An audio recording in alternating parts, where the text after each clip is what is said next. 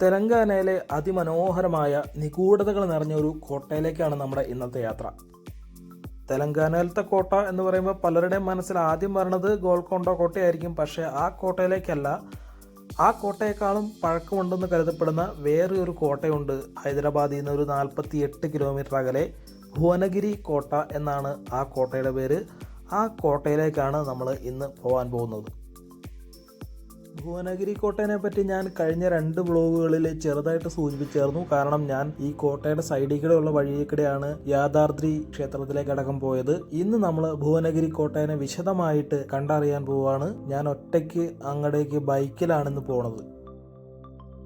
ഞാനിപ്പോൾ ഈ പോയിക്കൊണ്ടിരിക്കുന്നത് നാഷണൽ ഹൈവേ 163 കൂടെയാണ്.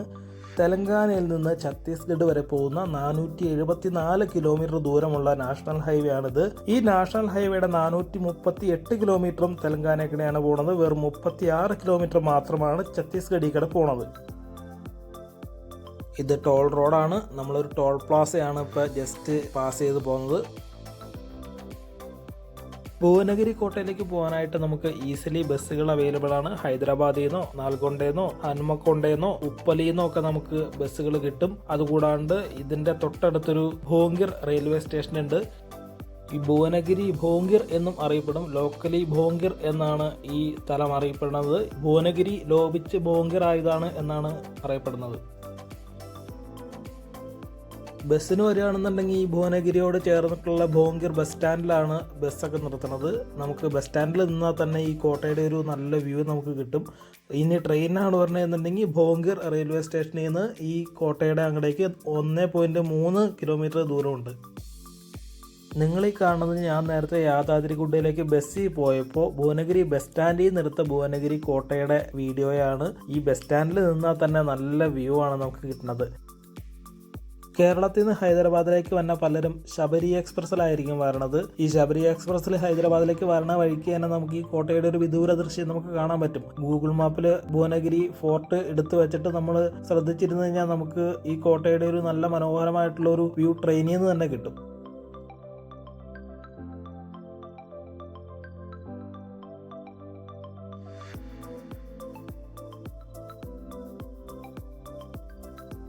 നമ്മൾ കോട്ടയെ പറ്റി പറയുമ്പോൾ ഈ കോട്ട സ്ഥിതി ചെയ്യുന്ന ഈ പാറക്കുന്നിനെ പറ്റിയും പറയണമല്ലോ. ഈ പാറക്കുന്നിന് 610 മീറ്റർ ഉയരമുണ്ട് എന്നാണ് പറയുന്നത്. ഈ പാറ തെക്ക് ഭാഗത്ത് നിന്ന് നോക്കി കഴിഞ്ഞാൽ ഒരു ഉറങ്ങുന്ന ആനയുടെ രൂപത്തിൽ നമുക്ക് കാണാൻ പറ്റും. അതുപോലെ തന്നെ പടിഞ്ഞാറ് ഭാഗത്ത് നിന്ന് നോക്കി കഴിഞ്ഞാൽ ഒരു ആമയുടെ രൂപത്തിലാണ് നമുക്ക് ഇത് തോന്നുക. നമ്മളിപ്പോൾ നിൽക്കുന്നത് ഈ കോട്ടയുടെ തെക്ക് ഭാഗത്തായിരിക്കണം. കാരണം എനിക്കിത് കണ്ടിട്ട് ഒരു ഉറങ്ങുന്ന ആനയുടെ രൂപമാണ് തോന്നുന്നത്. അതുപോലെ ബാൽഘട്ട് മലനിരകളുടെ ഭാഗമായിട്ടുള്ള അനന്തഗിരി ലൈൻസിന്റെ ഭാഗമാണ് പാറക്കുന്ന്. അതുപോലെ ഈ പാറ തന്നെ ഒരു ജിയോളജിക്കൽ, അതായത് ഭൗമശാസ്ത്രപരമായിട്ടുള്ള ഒരു അത്ഭുതമായിട്ടാണ് പറയപ്പെടുന്നത്. അത് എന്തുകൊണ്ടാണെന്ന് വെച്ച് കഴിഞ്ഞാൽ ഈ പാറയുടെ ഫോർമേഷൻ, അതായത് ഈ പാറയുടെ ഘടന ഭോങ്കിർ ജെനിസിസ് എന്ന് പറയുന്ന ഒരു ഘടനയാണ് എന്നാണ് പറയുന്നത്. അതായത് ഈ തരത്തിലുള്ള ഭോങ്കിർ ജെനിസിസ് എന്ന് പറഞ്ഞു കഴിഞ്ഞാൽ അതിന്റെ ഡ്യൂറബിലിറ്റി, അതുപോലെ തന്നെ കാലാവസ്ഥയെ പ്രതിരോധിക്കാനുള്ള ഒരു കഴിവ്, അങ്ങനെയുള്ള ചില കഴിവുകളുണ്ട് എന്നാണ് പറയപ്പെടുന്നത്.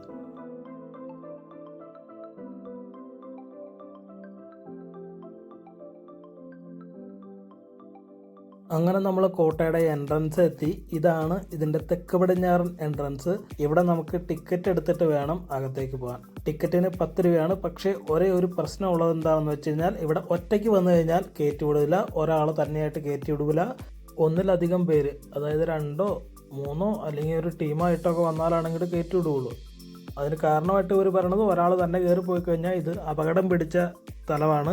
കയറിപ്പോകാൻ പ്രോപ്പറായിട്ട് സ്റ്റെപ്പൊന്നുമില്ല, ചെകുത്തായിട്ടുള്ള പാറക്കെട്ടാണ്. അപ്പോൾ ഒരാൾക്ക് അപകടം പറ്റിക്കഴിഞ്ഞ് കഴിഞ്ഞാൽ ഒരു സപ്പോർട്ടിന് ആരും ഉണ്ടാവില്ല.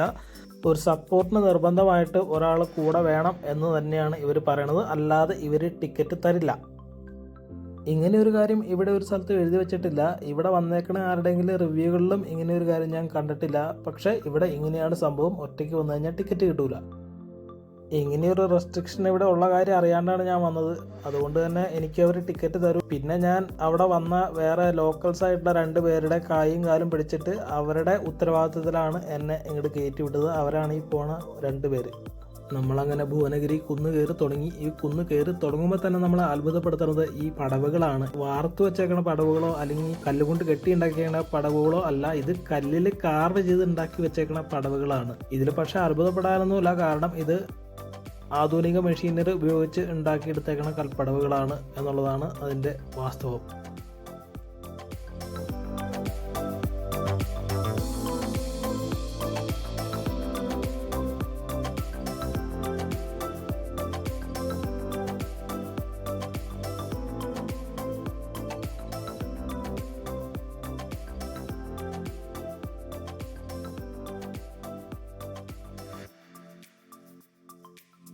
ഇതൊക്കെ പഴയ സ്റ്റെപ്പ് തന്നെയാണ്. ഇതൊക്കെ കൊത്തി ഉണ്ടാക്കിയിരിക്കുന്ന സ്റ്റെപ്പല്ല, അല്ലാണ്ട് കല്ല് വെച്ച് പണിത് വെച്ചേക്കണെയാണ്. ഇച്ചിരി പൊക്കം കൂടുതലാണ് ഈ സ്റ്റെപ്പുകൾക്ക്, അത് കാരണം കയറാൻ നമുക്ക് ഇച്ചിരി ബുദ്ധിമുട്ടുണ്ട്. പക്ഷേ എന്നാലും കുഴപ്പമില്ല.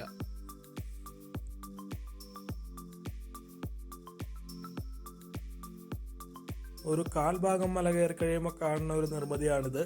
നല്ല മനോഹരമായ ഒരു നിർമ്മിതി. കല്ലൊക്കെ ഇങ്ങനെ അടുക്കി വെച്ചേക്കുന്നു. എനിക്ക് തോന്നുന്നത് കോട്ട വാതിലാണ് എന്നാണ് എനിക്ക് തോന്നുന്നത്. നല്ല രസമുണ്ട് ഇത് കാണാൻ.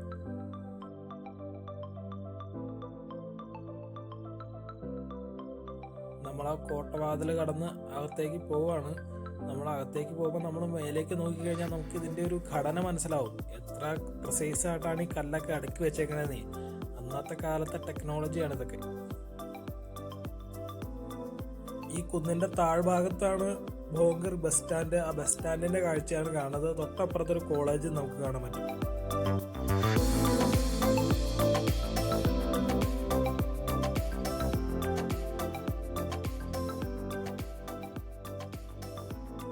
നമ്മൾ മല കയറി പകുതിയാകുമ്പോൾ തന്നെ ഇങ്ങനെ നമുക്കൊരു വിശാലമായിട്ടുള്ള ഒരു പനോരമയ്ക്ക് വ്യൂ ആണ് നമുക്ക് കിട്ടുന്നത്. താഴെ ബസ് സ്റ്റാൻഡ്, അതിൻ്റെ അപ്പുറത്തൊരു കോളേജ്, അതിൻ്റെ അപ്പുറത്തേക്കിങ്ങനെ കണ്ണെത്താ ദൂരത്തോളം പരന്ന് കിടക്കുന്ന കെട്ടിടങ്ങൾ, ഒരു തടാകം.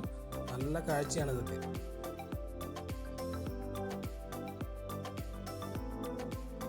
നമ്മളങ്ങനെ നടന്ന് ഇതിൻ്റെ പകുതി ദൂരത്തോളം എത്തി. ഇവിടെ ഇങ്ങനെ ചെന്ന് കഴിയുമ്പോൾ നമുക്കവിടെ ഒരു മണ്ഡപം കാണാൻ പറ്റും. അതുപോലെ തന്നെ കുറേ സ്ട്രക്ചറുകൾ ഉണ്ട്, പഴയ കെട്ടിടങ്ങളുടെ അവശേഷിപ്പുകൾ. ഇതെല്ലാം കല്ലുകൊണ്ട് പണിതതാണ്. നമുക്കവിടെ മുകളിൽ കാണാം, ഒരു മണ്ഡപം കാണാം. പിന്നെ അതിൻ്റെ ബാക്കിൽ എന്തോ ഒരു കെട്ടിടത്തിൻ്റെ അവശേഷിപ്പ് കാണാം. ഇതൊക്കെ കല്ലുകൊണ്ട് പണിതിട്ടേക്കണെയാണ്. ഇവിടെ നിലത്ത് കുറേ വരയും കുറിയും ഒക്കെ ഉണ്ട്. അത് സൂചിപ്പിക്കുന്നത് ഇവിടെ എന്തോ ഉണ്ടായിരുന്നു എന്നാണ്. അതൊക്കെ പൊളിഞ്ഞു പോയതാണോ, ഇനി അതൊക്കെ പുതിയ കെട്ടിടം പണിയാൻ വേണ്ടി പ്ലാൻ ഇട്ടിട്ട് ഉപേക്ഷിച്ചതാണോ എന്ന് പറയാൻ പാടില്ല. എന്തായാലും ഇവിടെ നിന്ന് നല്ല വ്യൂ ആണ്. ആൾക്കാർ ഇവിടെ നിന്ന് ഫോട്ടോയൊക്കെ എടുക്കണ കാണാം. താഴെ ഭുവനഗിരി പട്ടണമാണ്. പിന്നെ ഇവിടെ നോക്കിക്കഴിഞ്ഞാൽ അപ്പുറത്ത് നാഷണൽ ഹൈവേക്കടെ വണ്ടികൾ പോകണതൊക്കെ കാണാൻ പറ്റും. പിന്നെ മുകളിലേക്ക് നോക്കിക്കഴിഞ്ഞാൽ കോട്ടയിലേക്ക് കയറി പോണ വഴി അതെല്ലാം കാണാം.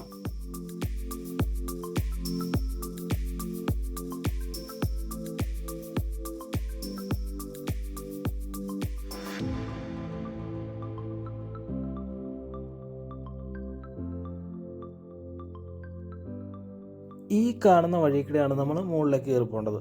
നമുക്ക് നോക്കിക്കഴിഞ്ഞാൽ അതിൽ കൂടെ ആൾക്കാർ ഇറങ്ങി വരണതും കയറണതും ഒക്കെ നമുക്ക് കാണാം. ആ ആൾക്കാരുടെ ഒരു വലിപ്പം വെച്ചിട്ട് നമുക്ക് ആ പാറയുടെ വലിപ്പം നമുക്ക് ഊഹിക്കാവുന്നതുള്ളൂ. അപ്പോൾ നമുക്ക് കയറിപ്പോകാൻ ഹാൻഡ് റെയിലുകളൊക്കെ ഉണ്ട്, അവിടെ പടവുകളും ഉണ്ട്. പക്ഷെ എന്നാലും നല്ല പാടാണ് കയറാൻ. ഞാൻ പാറയുടെ കുറേ പ്രത്യേകതകൾ പറഞ്ഞു. ഇനി കോട്ടയുടെ ചില പ്രത്യേകതകൾ പറഞ്ഞുതരാം. 3000 വർഷം പഴക്കമാണ് ഈ കോട്ടയ്ക്ക് ചരിത്രകാരന്മാർ പറയണത്. അതായത് ഭുവനഗിരി പണ്ട് കാലം മുതൽ, അതായത് 3000 വർഷം മുമ്പ് മുതൽ തന്നെ തന്ത്രപ്രധാനമായിട്ടുള്ള ഒരു സ്ഥലമായിരുന്നു എന്നാണ് പറയപ്പെടുന്നത്. അതുകൊണ്ട് തന്നെ അന്ന്, അതായത് 10ാം നൂറ്റാണ്ട് മുതൽ തെലങ്കാന ഭരിച്ച എല്ലാ ഭരണാധികാരികളും ഈ ഭുവനഗിരി കോട്ട കൈയടക്കി വെച്ചിട്ടുണ്ട്. ഞാൻ വിക്കിപീഡിയയിലും ഇൻ്റർനെറ്റിലും ഒക്കെ ഈ കോട്ടയുടെ ചരിത്രം നോക്കിയപ്പോൾ 10ാം നൂറ്റാണ്ടിലാണ് ഈ കോട്ട പണി കഴിപ്പിച്ചത് എന്നാണ് കാണാൻ പറ്റുന്നത്. ഈ കോട്ട ആദ്യമായിട്ട് ഉണ്ടാക്കിയത് ചാലൂക്യ രാജവംശത്തിലെ ത്രിഭുവനമല്ല വിക്രമാദിത്യൻ 6ാമനാണെന്നാണ് ചരിത്രം പറയണത്. അങ്ങനെ ത്രിഭുവനമല്ല രാജാവ് പണി കഴിപ്പിച്ചതുകൊണ്ട് തന്നെ ത്രിഭുവനഗിരി എന്നാണ് ഈ കോട്ട ആദ്യകാലത്തൊക്കെ അറിയപ്പെട്ടുകൊണ്ടിരുന്നത്. പിന്നീട് അത് ഭുവനഗിരിയായി, പിന്നെ അത് ബോങ്കിർ കോട്ടയായി. അങ്ങനെയാണ് ഇന്ന് ഈ കാണുന്ന നിലയിലേക്ക് ഈ കോട്ട വന്നത്. ഞാൻ നേരത്തെ പറഞ്ഞില്ലേ, നിലത്ത് ചില കുഴികളും പാടുകളൊക്കെ ഉണ്ടെന്ന്, അതാണ് ഈ കാണുന്നത്. അതായത് ഇവിടെ എന്തോ കെട്ടിടം നിർമ്മിക്കാൻ ഉദ്ദേശിച്ച് ഉണ്ടാക്കിയ കുഴികളായിരിക്കാം, അല്ലെങ്കിൽ ഇവിടെ നേരത്തെ കെട്ടിടം ഉണ്ടായിരുന്നതിൻ്റെ അവശിഷ്ടങ്ങളായിരിക്കാം. എന്തായാലും ഇവിടെ നിറച്ച് ഇങ്ങനെയുള്ള വരയും കുറിയൊക്കെ ഉണ്ട്. നേരെ ഈ വാനം താത്തണ പോലെയുള്ള സ്ട്രക്ചറുകളാണത്. ഇത് കണ്ടോ, പാറക്കിടക്കന്നെ സ്ട്രെയിറ്റ് ആയിട്ട് ഇങ്ങനെ ചാല് കൊത്തി വെച്ചേക്കുകയാണ്. ഇത് ഈ നമ്മൾ കെട്ടിടത്തിന് വാനം താത്തണമുള്ളൊരു പരിപാടിയാണ്. അതുകൂടാണ്ട് ഈ സ്ട്രെയിറ്റ് ആയിട്ടുള്ള വരകളൊക്കെ ഉണ്ട് അവിടെ. നമ്മൾ ഈ വെള്ളം പോകാൻ വേണ്ടി മണ്ണിൽ ചാല് കീറുമല്ലോ, അതുപോലെയുള്ളൊരു പരിപാടിയാണിത്. ഇത് പക്ഷേ പാറക്കട വെള്ളം പോകാനുള്ള ചാല് കീറിയേക്കണേ നല്ലത്. ഇത് കെട്ടിടങ്ങളെന്തോ പണിയാൻ വേണ്ടിയിട്ട് ചാല് കീറിയേക്കണയാണ്. നമ്മളങ്ങനെ പകുതിക്ക് നിന്ന് വീണ്ടും കയറി തുടങ്ങി. അങ്ങനെ കയറി തുടങ്ങുമ്പോൾ നമ്മൾ ഈ കൽപ്പടവുകൾ നോക്കി കഴിഞ്ഞാൽ ഇതൊക്കെ കല്ലിൽ കൊത്തി എടുത്ത് വെച്ചേക്കണതാണ്, ഒറ്റ ശിലയിൽ, അല്ലാണ്ട് വാർത്ത് വെച്ചേക്കണതൊന്നും അല്ല. ഇങ്ങനെ കയറുമ്പോൾ നമുക്ക് ആ പാറയുടെ വലിപ്പം നമുക്ക് ഫീൽ ചെയ്യാൻ പറ്റും. ഭയങ്കര ചെകുത്തായിട്ടുള്ള പാറക്കെട്ടുകളാണ്.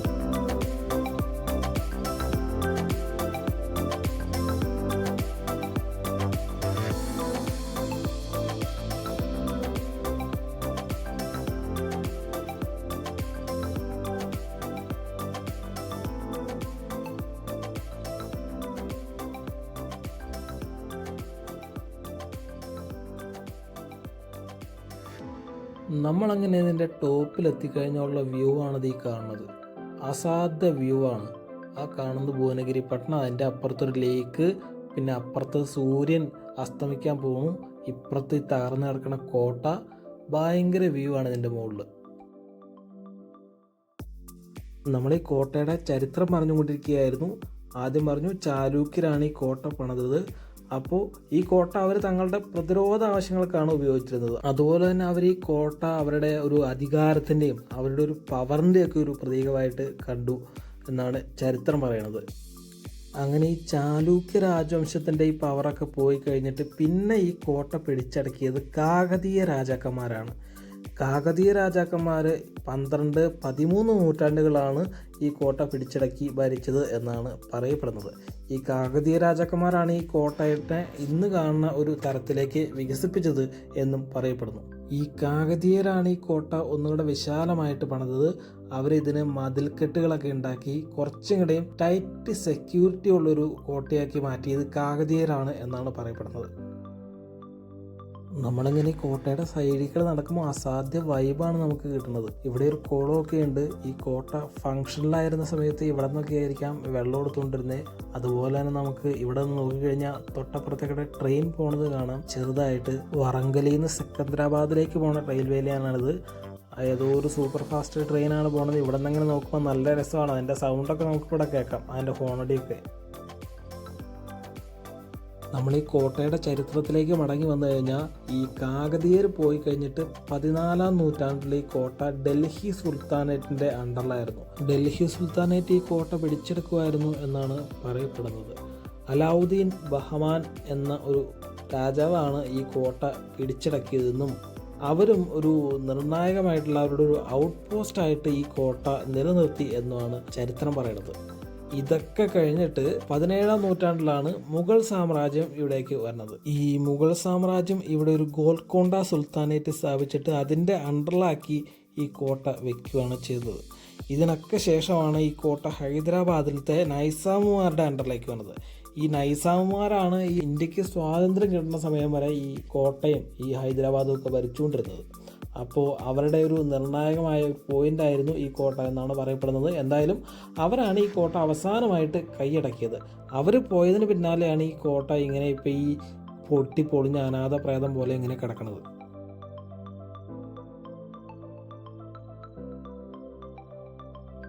ഇവിടുത്തെ ഒരു പ്രത്യേകത, എവിടെ നോക്കിയാലും നമുക്ക് കുറേ അണ്ണാർക്കണ്ണന്മാരെ കാണാൻ പറ്റി. എവിടെ നോക്കിയാലും യുവമാരാണ്.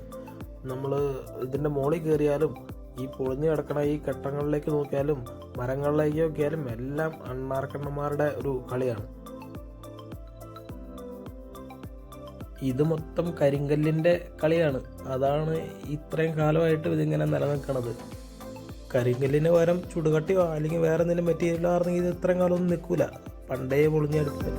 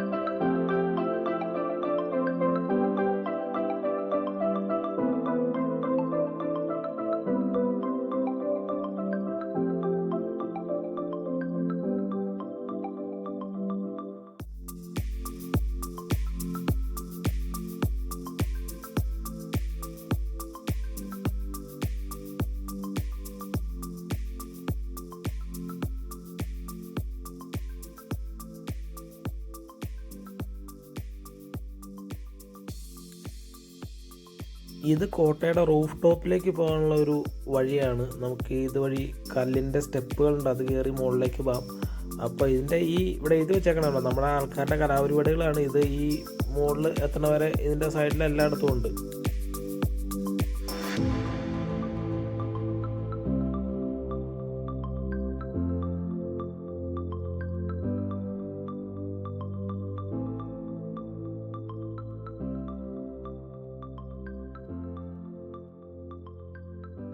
നമ്മളങ്ങനെ കോട്ടയുടെ അവശേഷിക്കുന്ന റൂഫ് ടോപ്പിൻ്റെ മുകളിലെത്തി. ഇതിൻ്റെ മുകളിൽ കയറി കഴിഞ്ഞാൽ അസാധ്യ വ്യൂ ആണ്. തൊട്ടപ്പുറത്തുള്ള ഭോങ്കിർ പട്ടണത്തിൻ്റെയും അതിൻ്റെ അപ്പുറത്തുള്ള ലേക്കിൻ്റെയും സൺസെറ്റിൻ്റെയും ഒക്കെ വ്യൂ നമുക്ക് കാണാം. ഈ സൺസെറ്റ് നമുക്കങ്ങനെ കൃത്യമായിട്ട് കാണാൻ പറ്റില്ല, കാരണം ആ സമയമാകുമ്പോഴത്തേക്ക് ഇതിൻ്റെ അവിടെ നിന്ന് നമ്മളെ ഇറക്കി വിടും. പക്ഷെ എന്നാലും നല്ല വ്യൂ ആണ്. അപ്പോൾ നമുക്ക് ഇതിൻ്റെ തറ കാണണ്ട അറിയാം, ഇത് സുർക്കിയാണ്. സിമെൻ്റാണെന്ന് തോന്നും, പക്ഷേ സിമെൻ്റ് അല്ല, സുർക്കിയാണ്. നല്ല ബലത്തിൽ തന്നെ ഇപ്പോഴും നിൽക്കുന്നുണ്ട്.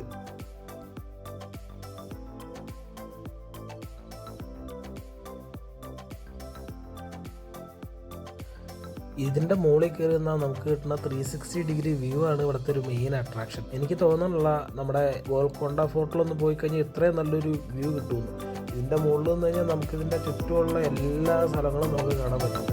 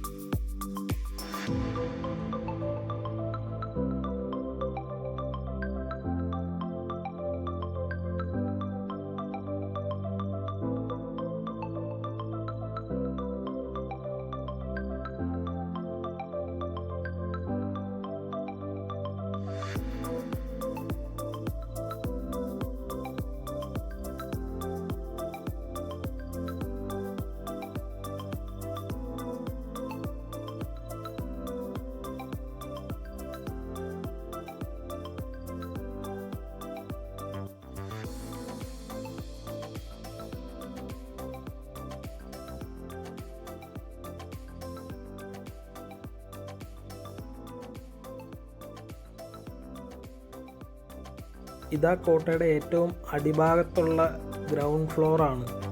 ഇത് നോക്കി കഴിഞ്ഞാൽ നമുക്ക് അന്നത്തെ കാലത്ത് ആർക്കിടെക്ചർ എങ്ങനെയായിരുന്നു നമുക്ക് മനസ്സിലാവും. എങ്ങനെയായിരുന്നു അന്നത്തെ കാലത്ത് മൾട്ടി സ്റ്റോറി ബിൽഡിംഗ് ഉണ്ടാക്കിയിരുന്നത് എന്നാണ് നമുക്ക് മനസ്സിലാവും.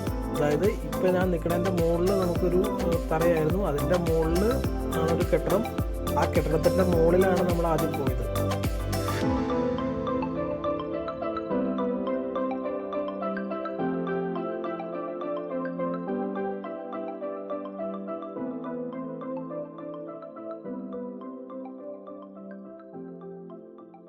ഇതവിടെ പഴയൊരു പീരങ്കി വെച്ചേക്കണയാണ്. ഏതോ നൂറ്റാണ്ടിലത്തെ പഴയ പീരങ്കിയാണ്. അത് തുരുമ്പൊന്നും പിടിച്ചിട്ടില്ല, അത് അതിൻ്റെ ആ ഇരുമ്പിൻ്റെ ഒരു പ്രത്യേകത കാരണമായിരിക്കാം. അതങ്ങനെ വലിയ തുരുമ്പൊന്നും പിടിച്ചിട്ടില്ല.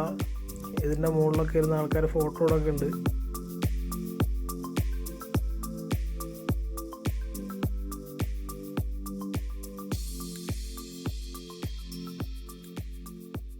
അങ്ങനെ മുകളിൽ കുറച്ച് നേരം കൂടെ ഇരുന്നിട്ട് കാഴ്ചകളൊക്കെ കണ്ട് ആസ്വദിച്ചിട്ട് ഞാൻ താഴത്തേക്ക് ഇറങ്ങാൻ തുടങ്ങി. അപ്പോൾ താഴത്തേക്ക് ഇറങ്ങിയപ്പോൾ ഞാൻ ഒറ്റയ്ക്കായിരുന്നു. മറ്റവന്മാരൊക്കെ നേരത്തെ പോയിരുന്നു, കാരണം അവർക്ക് യാദാദ്രി ഗുട്ട ടെമ്പിളിലേക്ക് ഇങ്ങടെ പോകാനുള്ള കാരണം അവർ നേരത്തെ ഇറങ്ങി. അപ്പോൾ ഞാൻ ഒറ്റയ്ക്കാണ് ഇറങ്ങണേ. ഇറങ്ങലും അത്യാവശ്യം റിസ്ക്കാണ്, കാരണം ഈ ചെകുത്തായിട്ടുള്ള പാറ നിരകളല്ലേ, പിന്നെ ഈ സ്റ്റെപ്പൊക്കെ ഉണ്ട്, എന്നാലും അത് നമുക്ക് അത്രയ്ക്ക് അങ്ങോട്ട് റിലയബിൾ അല്ല. അങ്ങനെ ഞാൻ ഭുവനഗിരി കോട്ടയിൽ നിന്ന് താഴത്തേക്ക് ഇറങ്ങുവാണ്. അപ്പോൾ ഈ വീഡിയോയും ഞാൻ ഇവിടെ വെച്ച് നിർത്തുവാണ്. ഇനി താഴത്തേക്ക് ഇറങ്ങിയപ്പോൾ കുറച്ച് വിഷ്വലുകൾ ഞാൻ കാണിക്കുന്നുണ്ട് എന്തായാലും. അപ്പോൾ ഈ വീഡിയോ ഇഷ്ടപ്പെട്ട് കഴിഞ്ഞാൽ നിങ്ങൾ ലൈക്ക് ചെയ്യുക, സബ്സ്ക്രൈബ് ചെയ്യുക. നിങ്ങളുടെ അഭിപ്രായങ്ങൾ, വിമർശനങ്ങൾ എല്ലാം നിങ്ങൾ കമൻറ്റ് ചെയ്യുക. എന്തെങ്കിലും തെറ്റുകുറ്റങ്ങളുണ്ടെങ്കിൽ അതൊക്കെ പ്രത്യേകം പറയുക. ഞാൻ അടുത്ത വീഡിയോയിൽ കറക്റ്റ് ചെയ്യുന്നതായിരിക്കും. ഇത് എൻ്റെ 3ാമത്തെ വീഡിയോ മാത്രമാണ്. ഇനി ഒരുപാട് വീഡിയോകൾ വരാനുണ്ട്. ഹൈദരാബാദിലത്തെ തന്നെ ഒരുപാട് കാഴ്ചകൾ നിങ്ങളെ കാണിക്കാനുണ്ട്. അതിൻ്റെ ഇടയ്ക്ക് തന്നെ നമ്മുടെ രാജ്യ തലസ്ഥാനമായിട്ടുള്ള ന്യൂഡൽഹി എന്നുള്ള ചില കാഴ്ചകൾ കാണിക്കാനുണ്ട്. അപ്പോൾ ഇനി നമുക്ക് അടുത്ത വീഡിയോയിൽ കാണാം. അതുവരെ ബൈ ബൈ.